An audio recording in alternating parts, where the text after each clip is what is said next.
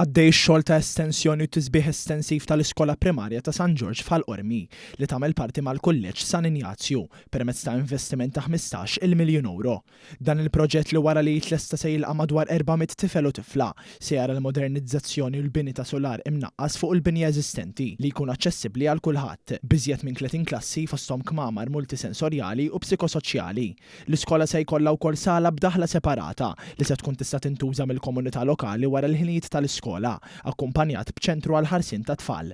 Żvilupp mill-ġdid tal-btieħi tal-iskola b'terf artifiċjali u spazji apposta fid-dill, spazju għall-amministrazzjoni tal-Kulleġġ San Ignazju, installazzjoni ta' kameras ta' CCTV u alarms huma fost l-affarijiet l-oħrajn li din l-iskola ġdida se tara fiha. Waqt żjara fuq il-post il-Ministru għall-Edukazzjoni, l-Isport, iż-żgħażagħ, ir-Riċerka u l-Innovazzjoni Clifton Grima faħar dan il-proġett li se jservi bħala spazju modern, aċċessibbli u komdu, b'ambjent li jixraq lill-istudenti u lill-edukaturi involuti. Għandek l-ewwel fażi illi diġà bdiet illum, bit-tieni fażi mistennija tibda propju 9 xhur oħra fejn bekk it-tfal ma jkollhomx għalfejn jinqalgħu minn ġewwa din l-iskola u jkunu qegħdin jibbenefikaw propju minn perkors edukattiv li m'għandux interazzjonijiet imma fuq kollox. Skola ġdida bl-aqwa faċilitajiet għall-komunità edukattiva ġewwa Ħal-Qormi.